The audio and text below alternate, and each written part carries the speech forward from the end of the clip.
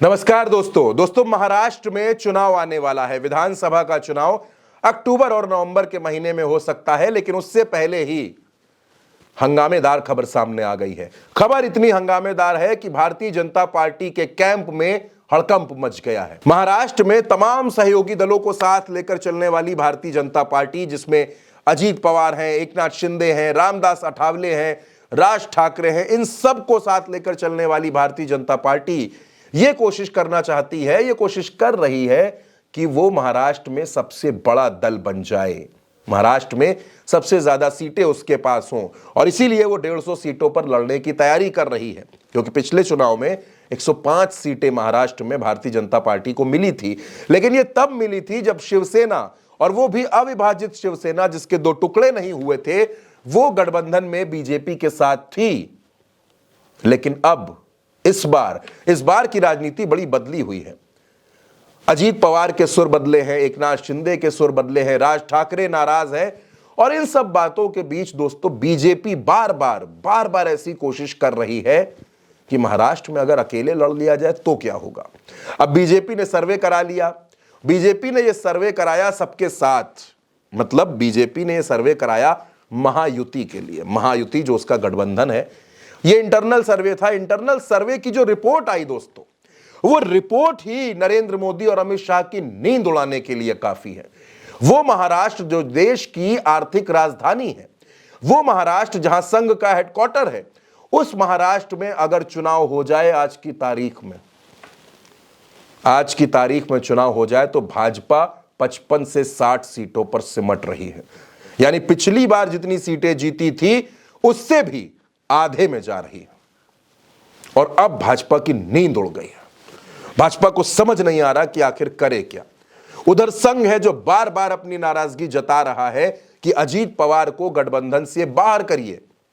अजीत पवार का गठबंधन में होना बीजेपी को नुकसान करेगा। यानी संघ भी नाराज है, और सर्वे में जो इंटरनल सर्वे है उसमें 55 से 60 सीटें, इसके ऊपर सुई बढ़ नहीं रही दोस्तों। और उधर से क्या हो रहा है, महाविकास आघाड़ी, उद्धव ठाकरे खुली चुनौती, मंच पर खड़े होकर खुली चुनौती, ओपन चैलेंज बीजेपी को दे रहे हैं, देवेंद्र फडणवीस को दे रहे हैं।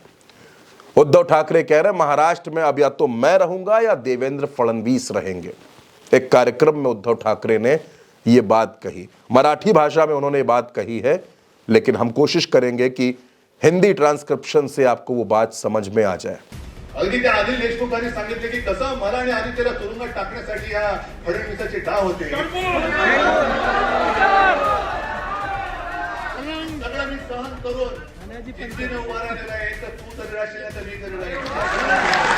अब दोस्तों उद्धव ठाकरे कह रहे हैं कि या तो देवेंद्र फडणवीस या तो उद्धव ठाकरे, एक ही रहेगा कोई, क्योंकि मुझे पता चला कि किस तरह मुझे और आदित्य को जेल में डालने की साजिश देवेंद्र फडणवीस ने रची थी। यानी महाराष्ट्र में लड़ाई बड़ी होती जा रही है। उद्धव ठाकरे ने लड़ाई को आर पार का बना दिया है। एक तरफ उद्धव ठाकरे चुनावी तैयारी कर रहे हैं, तो दूसरी तरफ अपनी पार्टी के असली नाम और सिंबल की लड़ाई भी वो अदालत में लड़ रहे हैं। राहुल गांधी उनके साथ हैं, शरद पवार उनके साथ हैं, अखिलेश यादव उनके साथ हैं। लोकसभा सीटों के हिसाब से अगर देखा जाए, उस समीकरण के हिसाब से एनालिसिस किया जाए, तो महाराष्ट्र में आज की तारीख में महाविकास आघाड़ी 180 सीटों पर मजबूत है, ताकतवर है, महायुति पर भारी पड़ रहा है। और बीजेपी, जहां एकनाथ शिंदे कहते हैं कि 100 सीटों पर चुनाव लड़ेंगे, अजीत पवार कहते हैं 80 से 90 सीटों पर चुनाव लड़ेंगे, बीजेपी कहती है 150 सीटों पर हम अकेले चुनाव लड़ेंगे, राज ठाकरे कहते हैं 25 हमको चाहिए, रामदास अठावले कह रहे हैं कि 25 तो हमको चाहिए। अब 288 सीटों में बीजेपी कैसे बांटेगी, ये बीजेपी की टेंशन। लेकिन इंटरनल सर्वे, ये टेंशन के साथ वाली टेंशन आ गई है। 55 से 60 सीटें दोस्तों, उप मुख्यमंत्री बनाने की भी हैसियत नहीं है, सरकार में आने की हैसियत नहीं रहेगी अगर बीजेपी 55 से 60 सीटों पर सिमट गई। और अगर महाराष्ट्र हाथ से चला गया दोस्तों, अगर महाराष्ट्र चला गया तो शरद पवार का वो ऐलान याद करिए कि महाराष्ट्र जीतेंगे, उसके बाद दिल्ली की सरकार गिरा देंगे।